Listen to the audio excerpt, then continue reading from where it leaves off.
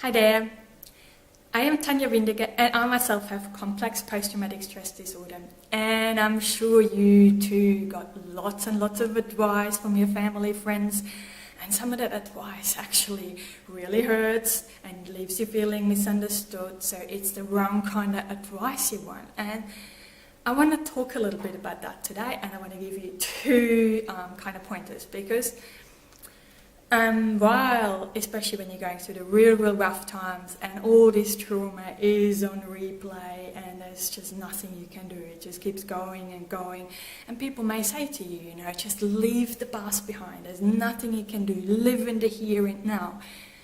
And while this is all happening for you, this advice can really feel like you want to just shake these people telling you that, because it's in those days that we are working extremely hard to keep ourselves alive, essentially, and afloat.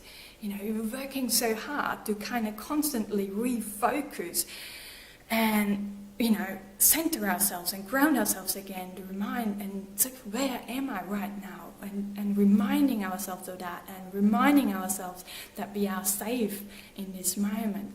So our friends' advice can come across wrong at those times, because they don't realize while we're working on refocusing, this keeps replaying. That refocusing doesn't magically make that stop that replay.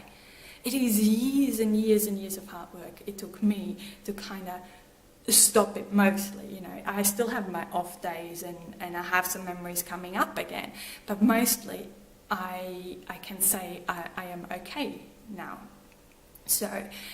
But once you manage that, yes, you can see the beautiful things around you again and that kind of stuff. But then you don't really get all that advice anymore.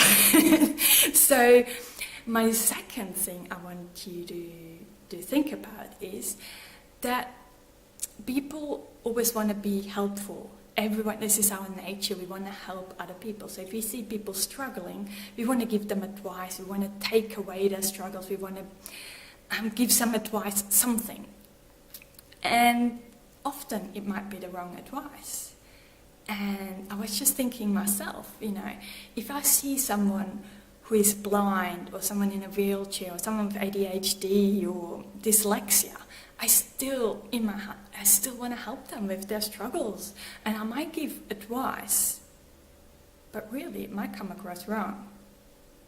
And the reason why is because I don't live their struggles. I don't have to live with it every day. I can't even start to imagine what it's like being blind. But still in me, I try, something there wants to help that person. And so you say things that you think is well-intentioned and a good thing to say, but really you're ill-equipped to give advice.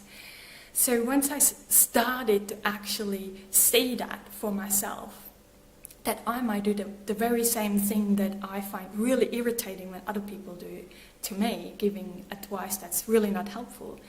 But once I sort of realized that, I kept telling myself that I trust that this person's advice is well-intentioned and all they mean is good. And I started to just say, thank you for your advice. I really appreciate your support. And just leave it at that. Because that acknowledges for that person that they were able to kind of help a little bit, and that might stop them giving you more unhelpful advice. And they feel kind of, a sense of relief that they could do something for you, even knowing for you it might not feel like that. But just knowing that people have a well-intention might be enough for you to know this. Those people out there who do support us, those people out there who want to really help us and want the struggle to stop for us too. And it is possible. If it's possible for me, it's possible for you. So with this, as always, I hope you do give that a try. I know it is so hard, especially when you're still really going through the really difficult times, when it's still really, really tough. So I'm sending you lots and lots of love and rainbows, as always, to brighten up those times. And all the best. Bye.